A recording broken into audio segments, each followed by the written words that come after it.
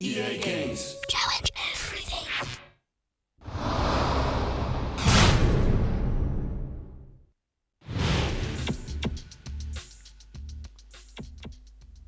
Hello and welcome to my next brand new Let's Play. It's me, Mr. Muckluckable, and we are playing TimeSplitters Future Perfect on the PS2. Now, I will go on to explain why I've chose this game and what you can kind of expect from this Let's Play, but let's not waste any time, shall we? We'll get straight onto the story. It starts in 2401 with Time to Split. By the way, we're going to do this on normal because I'm okay, but I'm not great, so let's just go.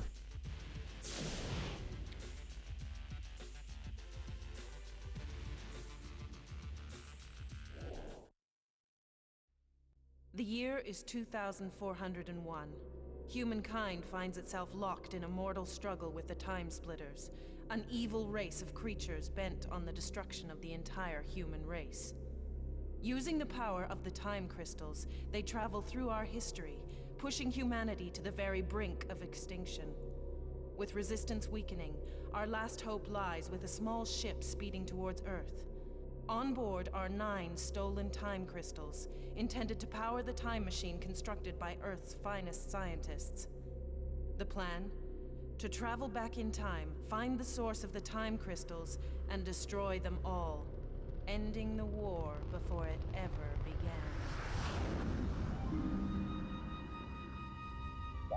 Approaching atmosphere. Please begin re-entry sequence.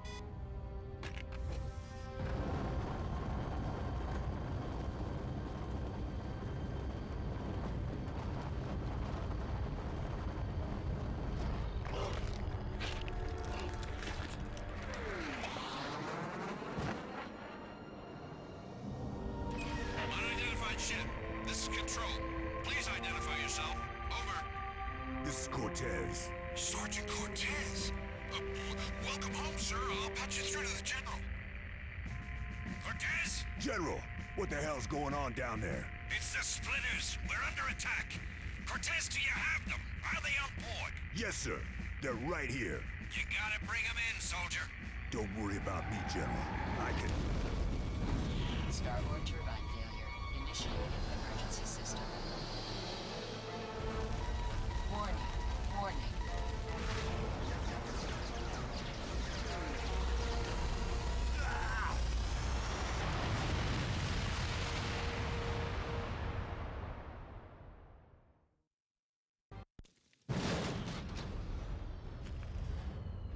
I think we found it.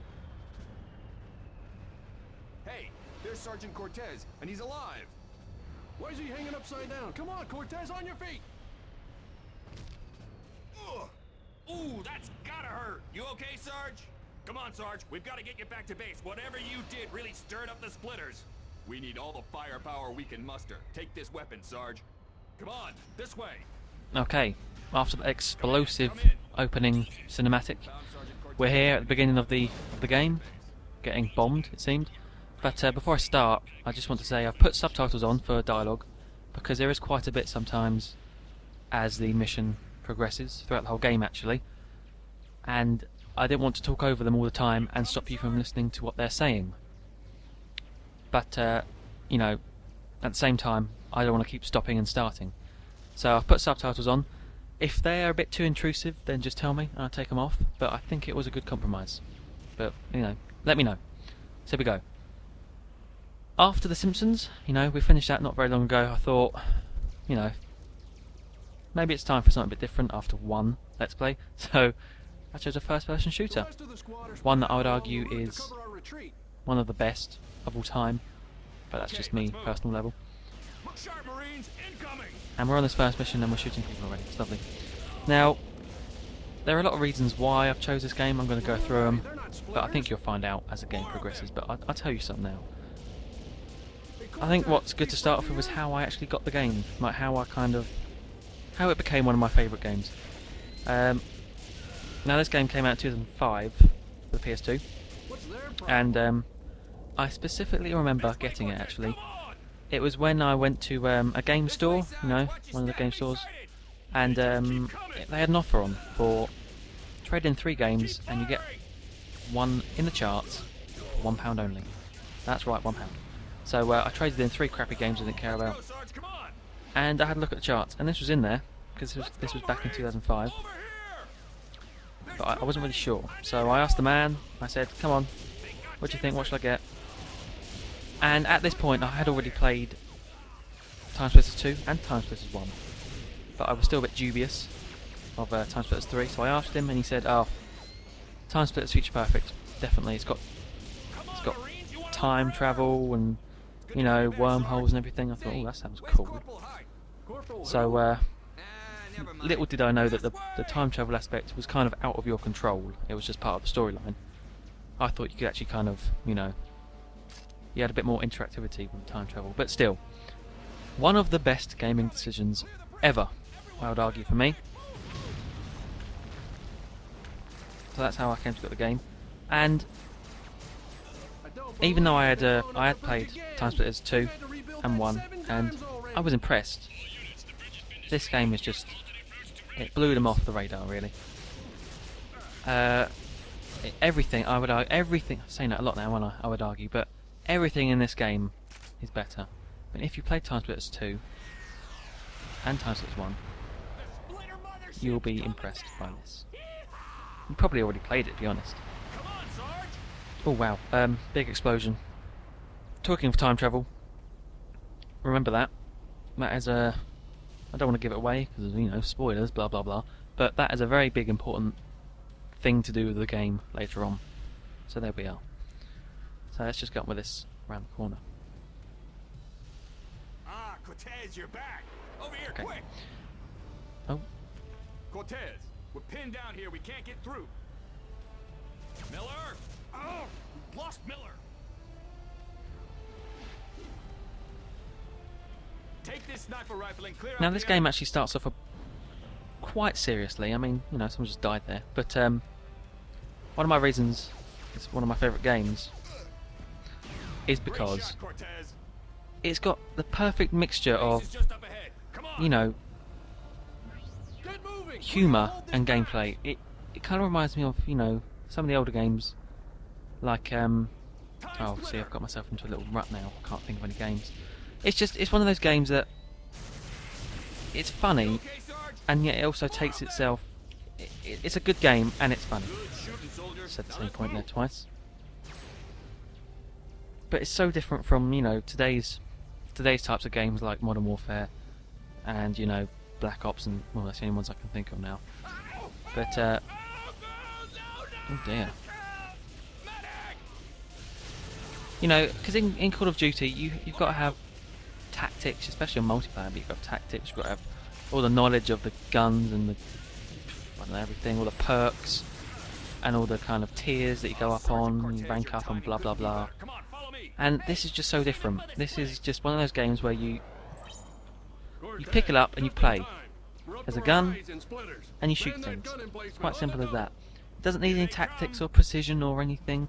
It's such an open game for anyone to play.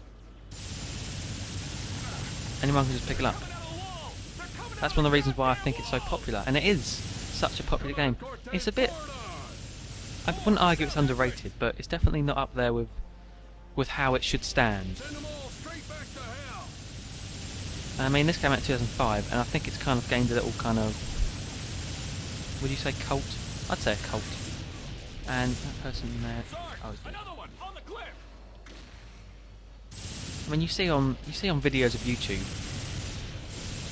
under all the comments, it's always like, "Oh, this is so much better than COD, best game ever, blah blah blah."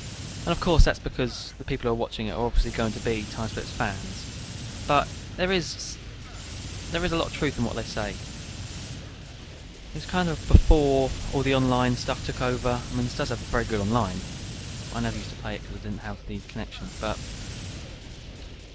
it does have very good online. But this was before, you know, Xbox Live and PSN. Reinforcements are here. Hold And your fire. it's a lot more focused on single player, and that's why it has such a good storyline, because they didn't kind of glaze over the single player like a lot of games do today.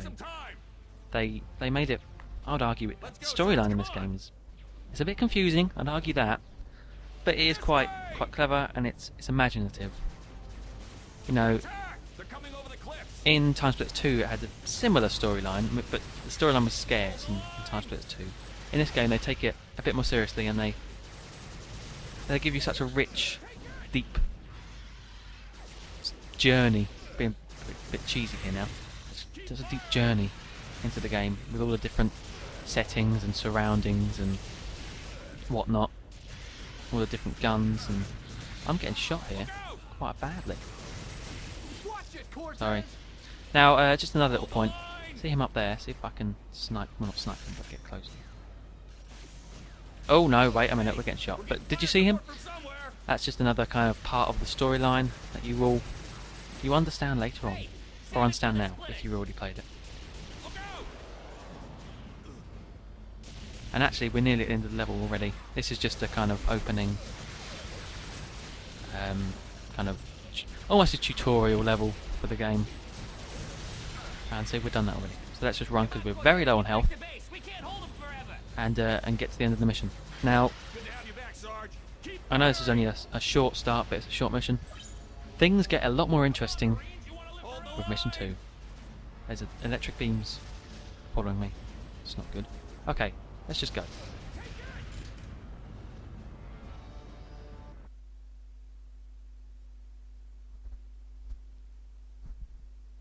Okay, so you'll see a cutscene, and that will be the end of episode 1. I will see you next time.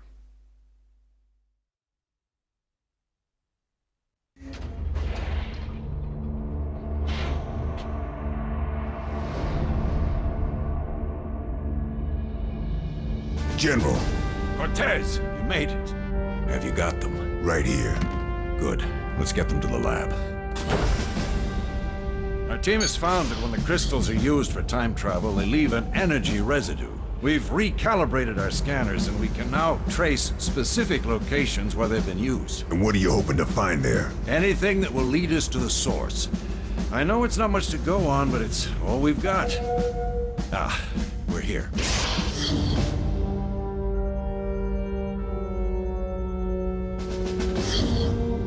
General, Cortez, meet Anya, our chief science officer.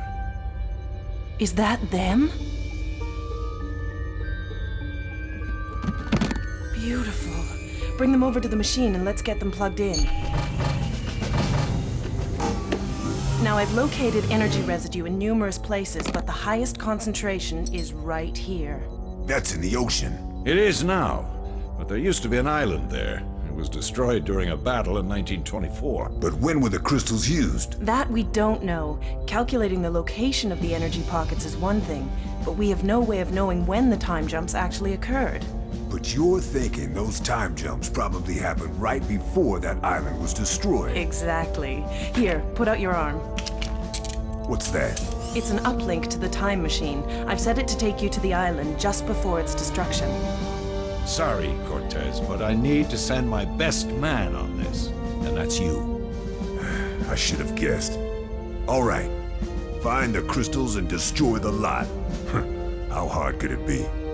Good luck, Cortez. Thanks.